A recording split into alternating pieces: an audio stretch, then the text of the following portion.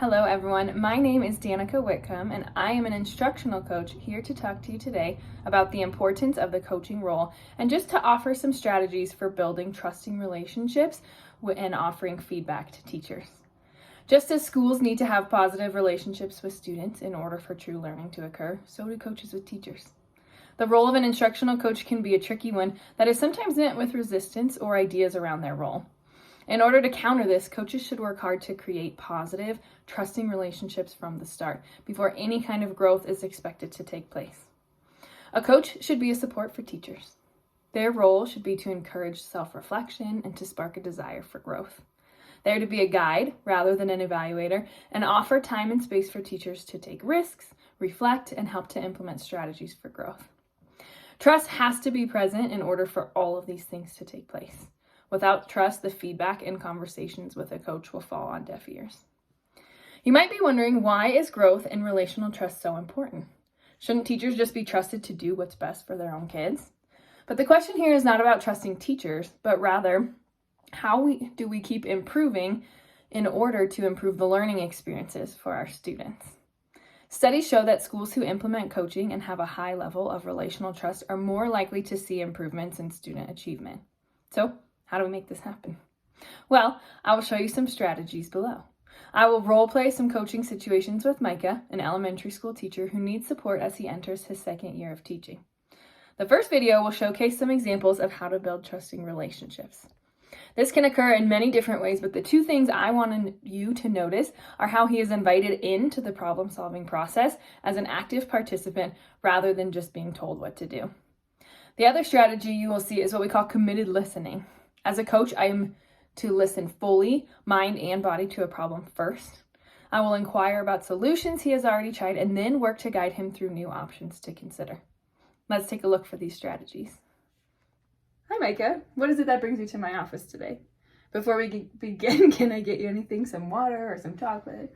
No, I'm fine. I wanted to talk to you about some behaviors I noticed in my classroom. During my lessons, I have two boys that are acting out and they are unable to sustain focus and rolling around the rug, distracting other people and each other, and sometimes they're even disrupting like the whole class. Oh, I'm sorry to hear that. It's always frustrating when something or someone is taking the focus away from your teaching. Can I ask how you react when they do this? At first I try to ignore it, but that didn't really work. Sometimes I have them like clip their names down on my clip chart, but they don't seem to be responding to that either. Is there anything else that you think might be effective? I could try to keep them a bit more separated. I don't like to do that a whole lot because it does seem like they get each other off task more than anything else. I think it's a great option to try. Remember that it doesn't need to be long-term either. Maybe having a conversation with them before your next lesson about expectations could be helpful. What would they need to do to show you that they can once again be responsible to choose their own seats? I think they would need to show that they can focus. First of all, I want them to be like participating with the class before like I allow them to choose again and have options. I want them to see that it's their responsibility, that they can lose the privilege if they don't handle it well. I think that's a great starting place. Why don't you try that and see how it goes? We can meet back later this week during your plan time to talk about how it went or to discuss further options if necessary. Thanks so much for your time today. One of the trickiest parts of being an instructional coach can be offering feedback. Sometimes tough feedback is necessary in order to grow.